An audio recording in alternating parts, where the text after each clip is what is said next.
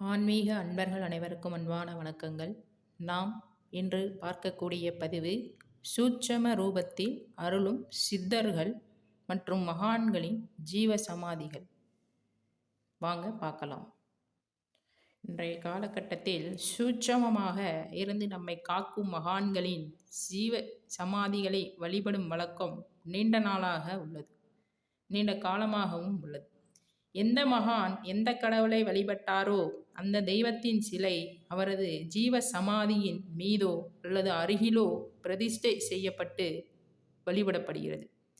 பெரும்பாலான மகான்களும் சித்தர்களும் சிவனை வழிபட்டு இருக்கின்றனர். அபூர்வமாக சிலர் விநாயகரையும் முருகக் கடவுளையும் சக்தியையும் வழிபட்டு இருக்கின்றனர். அதனால் அந்தந்த ஜீவ சமாதிகளின் மீது அல்லது அருகில் அவர்களுக்கு உரிய தெய்வங்களை வைக்கப்பட்டு வணங்கப்படுகின்றன. சித்தர் என்ற சொல்லுக்கு சித்தி பெற்றவர் என்று பொருள். அதாவது சித்தத்தை சிவன்பால் வைத்தவர்கள் சித்தர்கள். அப்படிப்பட்ட மகிமை நிறைந்த சித்தர்களின் ஜீவ சமாதியை தரிசித்து வணங்க உடலும் மனமும் புத்துணர்வு கொள்வதுடன் எண்ணியது கிட்டும் என்கின்றனர். 8 வகையான சித்திகளை அஷ்டமா சித்திகள் என்று சொல்வார்கள். இந்த அஷ்டமா சித்திகளை கற்று தேர்ந்தவர்கள் சித்தர்கள். இந்த சித்தர்களுடைய ஜீவ சமாதிகளுக்கு சென்றாலே நம்மால் நல்ல ஒரு அதிர்வலைகளை உணர முடியும். இறைவனை தானும் உணர்ந்து சாமானிய மக்களும் உணர்ந்து இறைவனின் அருளை பெறுவதற்கு சித்தர்கள் நமக்கு வழிகாட்டியுள்ளனர். சித்தர்கள் என்றாலே நாம் நினைவிற்கு வருவது திருவண்ணாமலை, பழனி, சதுரகிரி மலை போன்ற இடங்கள்தான்.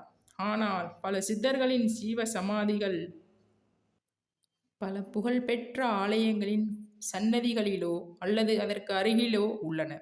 சித்தர்களை பௌர்ணமி அல்லது அமாவாசை தினங்களில் வழிபடுவது, தியானம் செய்வது சிறந்த பலனை தரும். சித்தர்கள் என்ற சொல்லுக்கு சிவத்தை நினைத்து அகக்கண்ணால் கண்டு தியானித்து தரிசனம் செய்து ஆத்ம சக்தியை எழுப்பி தெய்வீக செயல்களை நினைத்த காரியங்களையும் செய்பவர்கள்தான் சித்தர்கள். இதையே சித்து விளையாட்டு என்றும் அழைக்கின்றனர். அதனால்தான் இதுவரை கோவில் கோவிலாக சென்றவர்கள் கூட சித்தர்கள் ஜீவ சமாதி உள்ள கோவில்களை கேட்டு அறிந்து தேடிச் சென்று சுவாமி தரிசனம் செய்து வான்புகழும் அளவில்லாத செல்வமும் நல்ல ஆரோக்கியமும் மனதில் மகிழ்ச்சியுடனும் வாழ்கின்றனர். சித்தர்கள் 18 பேரதான் தலையாய சித்தர்கள் என்று அழைக்கப்படுகின்றனர். அருளும் அன்பும் சிவமும் அளவற்ற சக்தியையும் ஒருங்கே பெற்றுள்ள அந்த 18 சித்தர்கள் ஜீவ சமாதி உள்ள பெருமை மிகு கோவில்கள் அமைந்துள்ள இடங்களையும் பற்றி தெரிந்து கொள்வோம்.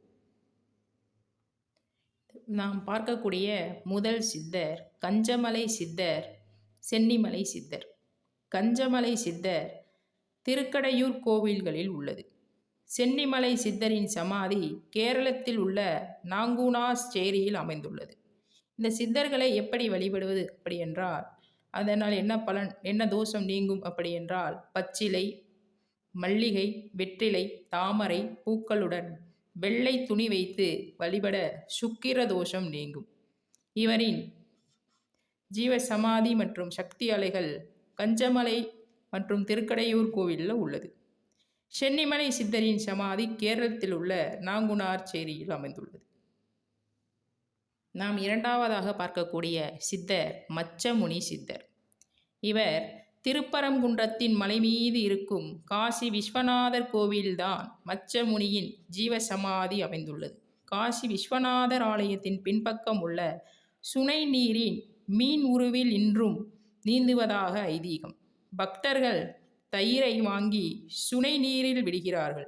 அப்போது மச்சமுனி சித்தர் மீன் வடிவில் வந்து தயிரை ஏற்றுக்கொண்டு நல்லருள் புரிவார் என்பது நம்பிக்கை. மூன்றாவதாக நாம் பார்க்கக்கூடிய சித்தர் பாம்பாட்டி சித்தர் மற்றும் அழுகுனி சித்தர். இந்த அழுகுனி சித்தரையும் பாம்பாட்டி சித்தரையும் துளசி, தாழம்பூ, தாமரை பூக்களுடன் கருப்பு துணி வைத்து வழிபட ராகு தோஷம் நீங்கும் என்று கூறப்படுகிறது. பாம்பாட்டி சித்தரின் ஜீவ சமாதி மருதமலையில் உள்ளது. நாகப்பட்டினத்தின் அழுகுனி சித்தரினுடைய சமாதி உள்ளது.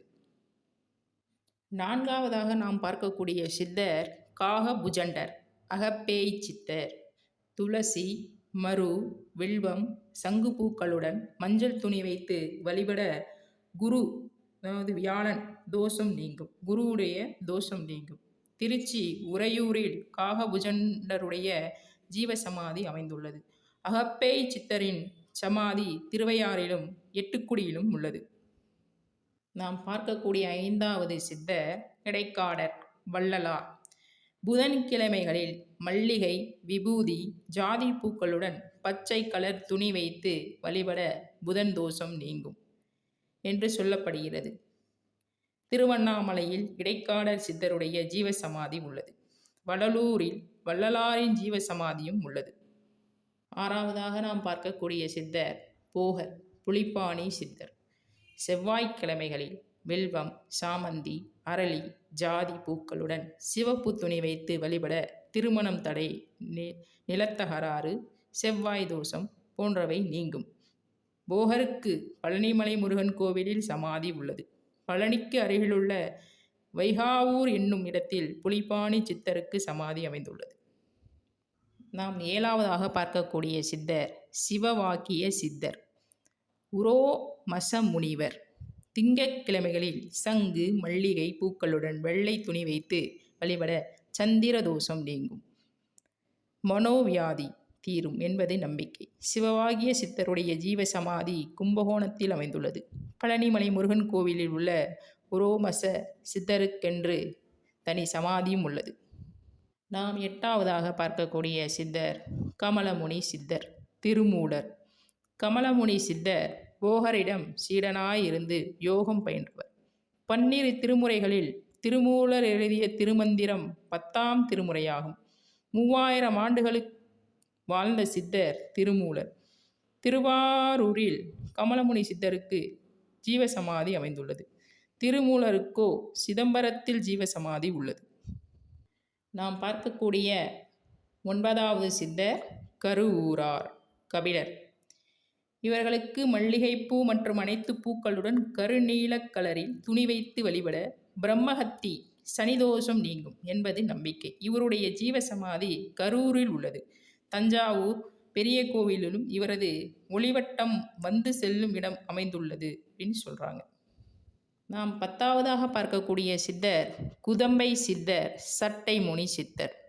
வெள்ளிக்கிழமைகளில் ஜாதிப்பூ, விருச்சிப்பூ, வில்வம், துளசியுடன் பல வண்ணங்களில் அமைந்த துணி வைத்து குதம்பை சித்தர் மற்றும் சட்டைமுனி சித்தரை வழிபட கேது தோஷம் நீங்குமாம். சட்டைமுனி சித்தரின் ஜீவ சமாதி ஸ்ரீரங்கத்தில் அமைந்துள்ளது. மாயவரத்தில் குதம்பை சித்தருடைய ஜீவ சமாதியும் உள்ளது. நாம் பார்க்கக்கூடிய அடுத்த சித்தர் 11வது சித்தர் பட்டினத்தார் கெடுவெளி சித்தர். பட்டினத்தார் ஜீவசமாதி அமைந்த இடம் திருவெற்றியூர், தஞ்சாவூர் மாவட்டம் திருவையாறு அருகில் உள்ள கடுவெளியில் சில காலம் தங்கி சில சித்துக்களை புரிந்து பின்னர் காஞ்சிபுரம் சென்று கடுவெளியில் இறைவனை பூஜித்தவர். ஞாயிற்றுக்கிழமைகளில் மறிக்கொழுந்து, சம்மங்கி பூக்களுடன் ரோஸ் கலரில் துணி வைத்து வழிபட சூரிய தோஷம், பித்ரு சாபம் நீங்கும் என்பது நம்பிக்கை. இப்படி அன்பும் அருளும் சிவமும் அளவற்ற சக்தியையும் ஒருங்கே பெற்றுள்ள சித்தர்களுடைய ஜீவ சமாதிக்கு சென்று அவர்கள் அமைந்திருக்கும் கோவில்களுக்கு சென்று அவர்களை வழிபட்டு அவர்களுடைய ஆசீர்வாதத்தையும் பெறவும் இறை உணர்வை பெறவும் இந்த பதிவு உங்களுக்கு பயனுள்ள தகவல்களாக இருக்கும் என்று நம்பப்படுகிறது. உங்களுக்கு பிடித்திருக்கும் வகையில் உற்றார் உறவினர்கள் நண்பர்கள் அனைவருக்கும் பகிர்ந்து கொண்டு ஆன்மீக பதிவு சேனல் இதுவே சப்ஸ்கிரைப் பண்ணல அப்படின்னா சப்ஸ்கிரைப் பண்ணிக்கிங்க. உங்களுக்கு நன்றி வணக்கத்தையும் தெரிவித்துக் கொள்கிறேன்.